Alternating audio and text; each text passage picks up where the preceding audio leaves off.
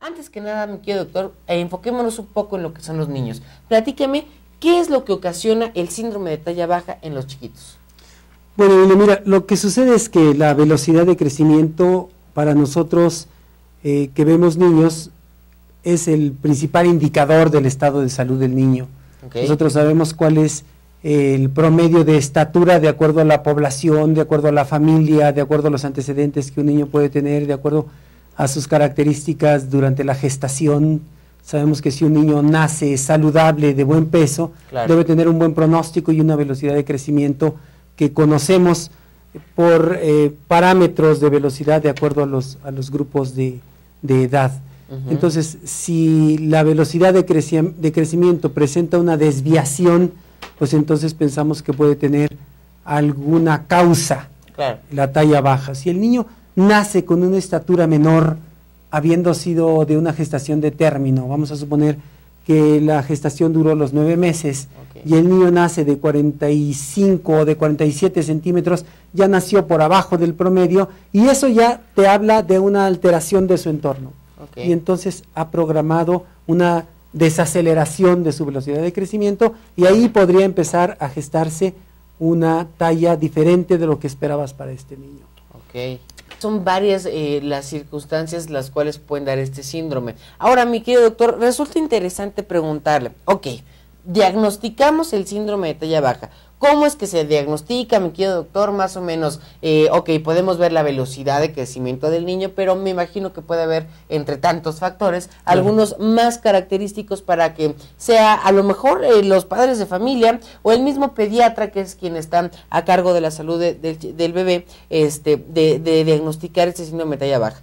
Eso por un lado. Y cuando se diagnostica, ¿qué onda, doctor? ¿Qué es lo que se hace? Tienes razón.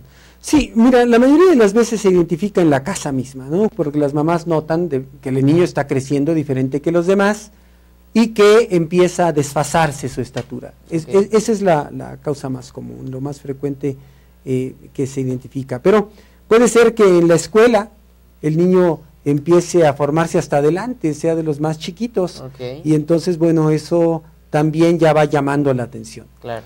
Y cuando lo llevas al pediatra, pues sí, la consulta consiste principalmente en valorar su estatura, su peso, y se grafica en unas tablas que se llaman así, de las tablas de crecimiento, que no es otra cosa sino comparar en relación a los porcentajes. Okay. Las tablas están construidas en base a medir tantos niños de cada edad, y entonces se sabe cuánto debe medir un niño de acuerdo a los promedios. Y esas tablas de crecimiento están construidas en base a lo que nosotros conocemos como las desviaciones estándar. Sabemos que si un niño está creciendo a menos de 2 desviaciones estándar para su edad, decimos entonces que está creciendo varios centímetros menos de lo que correspondería para su edad. Y entonces ahí es donde lo ubicamos y decimos, no, pues en las tablas están los más chiquitos, o ya se salió de la tabla. Claro. Y entonces, bueno, a nosotros nos es muy útil en la revisión del niño graficarlo comparando, claro, con los porcientos. Okay. Eso es lo más importante. Ahora, mi querido doctor, hay algo aquí bien importante, porque a fin de cuentas el síndrome lo podemos diagnosticar desde que son niños, pero un niño va a pasar a la pubertad, va a pasar a la adolescencia, va a ser un adulto y tiene que hacer una vida totalmente normal, mi querido doctor. ¿Cuáles son los riesgos que un niño con síndrome de talla baja a los cuales está expuesto cuando su vida vaya incrementando? Bueno, depende de la etiología, depende de lo que provocó su talla baja. Okay.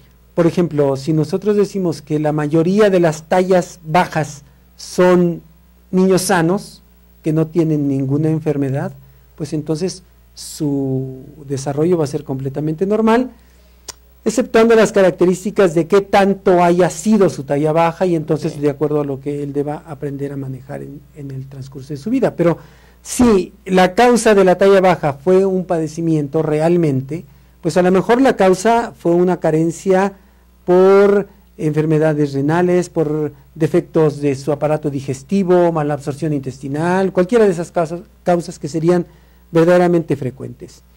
O las menos frecuentes, que son las enfermedades hormonales. Okay.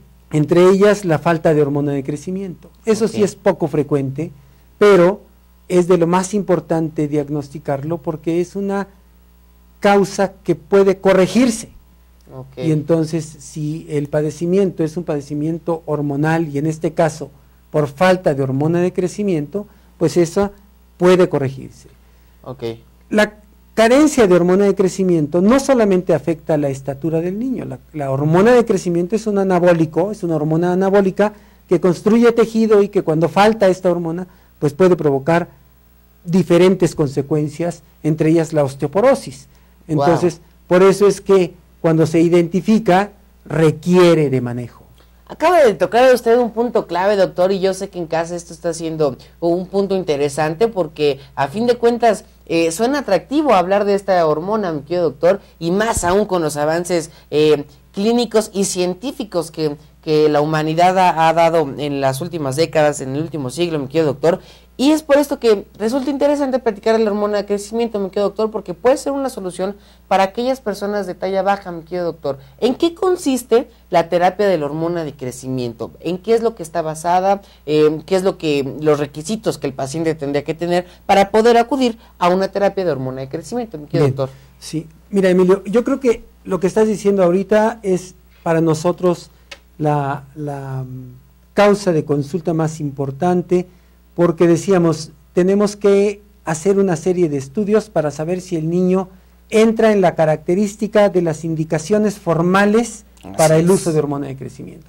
Es decir, no cualquier niño que es bajito va a recibir la hormona de crecimiento, claro. Sino que tendría que tener ya la base de aprobación de una indicación formal para el tratamiento con hormona de crecimiento. Es decir, si la primera causa que se trata con hormona de crecimiento es aquellos niños que tienen carencia de la hormona de crecimiento, y esta carencia podría ser desde total a parcial. A lo mejor los niños tienen una falta muy pequeña, por así decirlo, de hormona de crecimiento, pero está afectando su vida, su salud, y requiere tratamiento. Si esto es la principal causa, no es la única, porque hay algunos otros padecimientos en los que está autorizado el uso de la hormona de crecimiento. Por ejemplo, hay una entidad muy conocida actualmente, porque antes se diagnosticaba poco, que se llama el síndrome de Turner. Sí, claro. Y este síndrome de Turner es una alteración cromosómica en las niñas que provoca diferentes patrones hormonales, entre ellos una talla baja pronunciada que puede ser tratada con esta hormona, y entonces eso va a dar un gran beneficio. Hay otras entidades, por ejemplo, está aprobada para niños con un diagnóstico que se llama de talla baja idiopática, es decir, niños en aquellos que su familia tiene un pronóstico de estatura en general alto, y nosotros los vemos que tienen niños muy chiquitos, y entonces decimos, bueno, pero no era el programa genético de su estatura. Entonces son niños sanos, pero que tienen una talla muy por abajo de lo esperado para su edad, y en ellos está autorizado el uso de la hormona de crecimiento. Siempre y cuando, y esto es importante, mi querido doctor, la gente esté avalada por un buen médico, que esté capacitado para hacer este tipo de terapias, y que el mismo público se interese, mi querido doctor, a conocer un poco más, porque hay muchas veces en que, con que lo escuchemos en la televisión, con que lo escuchemos en la radio, con que la vecina nos lo dijo, nos vamos con la finta, mi querido doctor, y creemos que todo mundo es candidato simple y sencillamente a un tratamiento. Tienes razón. Son indicaciones formales. Indicaciones formales, y los médicos que manejan esto, pues habitualmente son los endocrinólogos y sobre todo los endocrinólogos pediatras. Pero el primero que se enfrenta a esto es el pediatra. Exacto. Entonces el pediatra es el que encamina a la mamá a canalizarlo, a los primeros estudios para saber si el niño es candidato a un tratamiento de estos, ¿no? Vamos contigo, Jessica, del otro lado del estudio. Tienes una pregunta del público por allá. Adelante, por favor. Sí, Emilio, gracias. Mira, la pregunta es de la señora Patti Velázquez, y ella quiere saber si el síndrome de talla baja es lo mismo al síndrome de Turner. El síndrome de Turner se trata de una alteración cromosómica. Normalmente las mujeres tienen una fórmula cromosómica de 46 pares de cromosomas con 2X, y el síndrome de Turner se caracteriza por tener falta de una de estas X en su fórmula cromosómica, que puede ser total o parcial. Lo más frecuente es que esto sea parcial, y entonces se llama un mosaicismo del síndrome de Turner, y presentan varias características, entre ellas la talla baja. Es decir, las niñas con Turner todas tienen talla baja, pero no significa que sea la única forma de presentación. Perfecto. Doctor, gracias, Emilio. Ha sido un placer, por favor, por favor, para el doctor.